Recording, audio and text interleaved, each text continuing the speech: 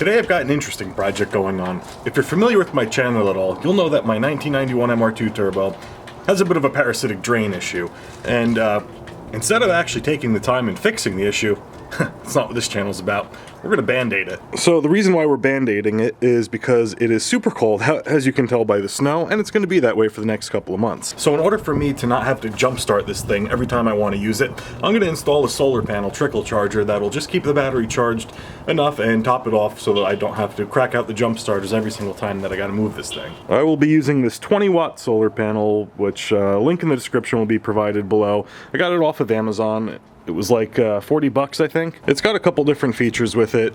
Like it comes with alligator clamps and direct battery terminal bolt or loops and a cigarette lighter thing. I'll just be using the direct battery connection and running a wire from the frunk into the cab and show you how that install goes. That way we can just keep a nice little trickle charge on this. First I got to get the snow off the windshield and the hood. So on the US versions of the SW20, there's a little area where there's a grommet in the front firewall that can go up into the driver's side footwell area, and it's located right behind the heater core switching valve right there. And that is where I'm going to be running my wires temporarily, running them like this just to see if it works, and I will clean up all this wiring sometime in the summer. So ignoring the mess that's in here now, underneath there, kind of by where the brake pedal is going to be where it comes out. And I'll show you what that looks like once I connect the other wire and pull that one through a little bit more. For now I'm going to pop off the battery terminal connectors and secure those eyelets from the charger onto the terminals. Alright, so those terminals are wired up exactly as they have to go and going through the firewall, so I'm going to go in from the inside of the car now and attach the solar panel. Since this thing has some suction cups, and I plan on using this just to move the car for the next couple of months every now and again, I'm going to stick it over here in the passenger side window, right to my new windshield, passenger side of the windshield, not passenger side window, although it probably could work there too. Those seem pretty well secured, and now we're just going to run this wire over here. I'm not going to bother tucking it. Like I said, this is a temporary fix, a band-aid to another problem, if you will. So this is just going to plug in down by the footwell, and then we'll see if we're getting any charge. Now that is all hooked up. Might be a little hard to see underneath there, but it's coming through the grommet in the footwell and it's connected. Here, I might buy an extension cord for this just so it's easier to connect and disconnect instead of crawling underneath that same spot all the time. So I'm gonna wait because this battery was completely dead. Gonna give it like a half hour and come back to see if it's charging at all. Yeah, because the panel's so dark, it's kind of hard to see it here. Doesn't look too bad. Well, it's been a couple days, as you might be able to tell from the tire change, and more noticeably the snow. So basically what ended up happening was that solar panel wasn't really getting enough charge. That solar panel was basically thinking that there was a short because the battery was just so dead that it wasn't even able to charge at all, so I wasn't getting any indicating lights. So after about a day of letting it sit and realizing finally, oh, it's not going to do anything, I had to put it on the tender. So it's been sitting on the tender for a couple of days, and it is now full. I'm going to put it back in the MR2, brush off the windshield, and see if I can get any lights. Alright, the battery's back in. You can see the lights on. And over there, hopefully you guys will be able to see it, but I have the appropriate sun receiving and charging lights, which I don't imagine will last very long because, well, it'll be covered up with snow in a matter of minutes. So hopefully that gives it enough of a boost to keep it so it doesn't die at some point tomorrow. I doubt it, but we'll see. Unfortunately, right now I can't find my multimeter, so I don't really know what kind of voltage it's putting out on an overcast/snowy day. I don't imagine it's going to be enough to really keep a battery charge. That's just been, you know, fully topped off, so I think that battery's going to last a couple days. But we're going to see tomorrow. We'll see tomorrow if that battery's completely dead or not. Tomorrow I'll find my multimeter and see what it's like. If tomorrow's still kind of snowy, that's a good test. And we'll get a test on a sunny day too to see exactly what kind of voltage this thing puts out. But for now, we look like we're going to get 15 to 19 inches of snow, which for you Argentinians is around 48.6 centimeters or something like that, 48.2. Not entirely sure, but it's enough to be annoying, that's for sure. I think for obvious reasons I won't be testing the voltage today, but I'll be cleaning off the windshield and seeing if any LEDs show up.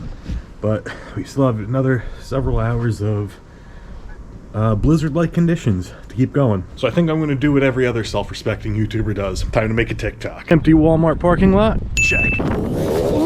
So it's been about a week since it snowed, and right now it's kind of bright out. It's not like too bright, not direct sunlight unfortunately, but let's go see what that solar panel is putting out in terms of voltage. So with it being pretty sunny but the sun not directly on the panel, let's measure at the panel to see exactly how much is going up before we measure at the battery. Wow, 16.9 volts, hopefully that'll pick that up. 16.9 volts coming out of the solar panel right now. Well, it's not connected to the battery. That is way more than I thought. Now let's plug the solar panel back in. It's still got some status indicator lights, which I'll show you now. Hopefully the camera picks that up. Those are pretty dull.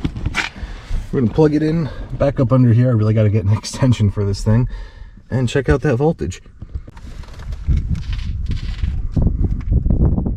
All right, looks like 12.59 volts. And that is with the doors closed and the lights off. So far my only complaint is this suction cup keeps falling. Could just be a dirty windshield, could be a bad cup or something, but that's not really that big of an issue. Now that it's been charging for a couple of days and the battery's pretty healthy it seems, let's see if it'll start up. Exactly, starting right up. Now normally if I left my car sitting for as long as this has been sitting without being charged, it would definitely have to jump start it by now. So that is a positive. It's a positive that I don't have to do that. So the solar panel is definitely serving the function for the reason I bought it for. Another thing to note is they don't say if you can start it or if you should start it while this is plugged in. There is a diode back there, so it prevents backfeeding into the solar panel. How strong that diode is, I don't really know. So I don't know if the alternator will blow this out after a while, so I would recommend probably unplugging it before you go to start your car. Or don't leave it plugged in while you're driving your car, certainly. I couldn't really find anything from the manufacturer recommending to do this or not to do it, but to keep it safe, personally, I'll probably keep it unplugged every time I gotta move my car. So even though it's not directly in sunlight, 16 volts is still very impressive out of that solar panel.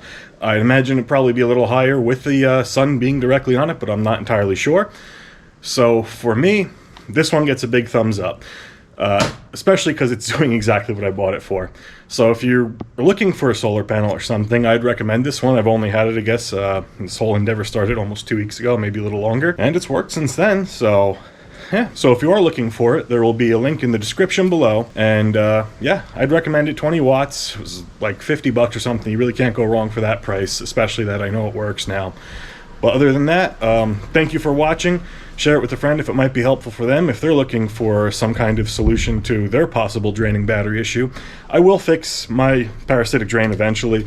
It's just, if you can see all the snow and such, I'm not much of a outdoors winter guy, so it might be a little while, and clearly my garage is full. Yeah, excuse after excuse. In the spring, that could be another fun project or some more content. So again, thank you for watching. Make sure to subscribe because I'm going to have some more cool content coming soon. And as always, remember to keep it foul.